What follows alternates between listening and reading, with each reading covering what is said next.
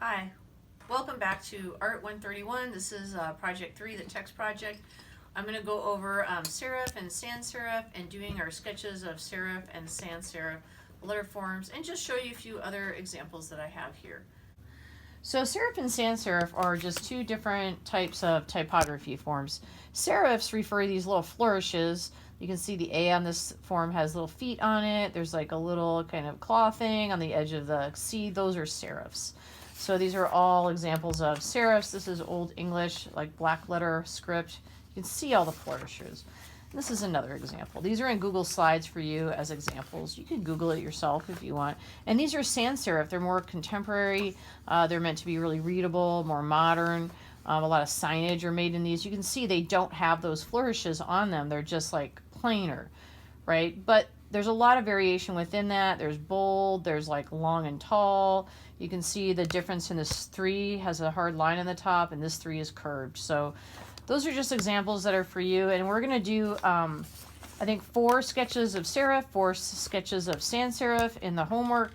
And then you'll be able to upload it in through Moodle.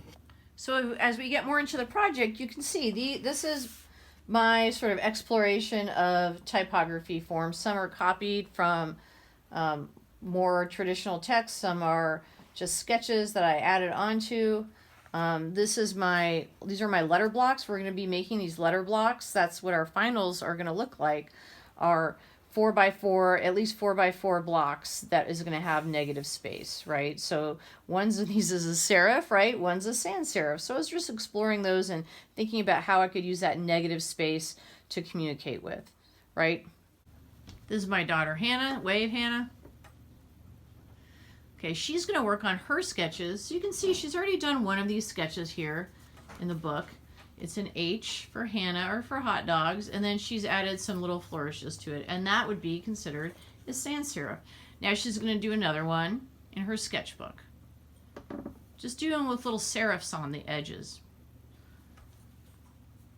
So these don't have to be like super complex for this first round, but I'm going to show you how the second round might look as you develop your idea. So you might want to think about what type of concept you're using, what are some of the things that you want to add to your typography, or think about that negative space. So while Hannah's working, like you can see, these are my a little bit more finished serif and sans serif examples with I was thinking about my theme of hot dogs, but you can see how they're very different, right? One has images negative space, one of them is using that positive space of the letter. And then I have this other one I started exploring where I just started with a really simple sans serif and then just added some of this like form and texture and went over it in pen. So when she's done with hers, she'll hold it up and we can see what hers looks like. So I thought we'd take a break for a minute and look at Buddy. You know, he's our dog. He gives me a lot of comfort even though he's insane.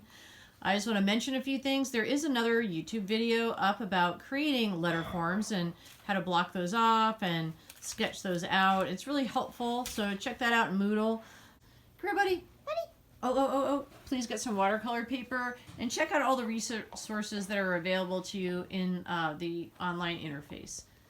Oh, look.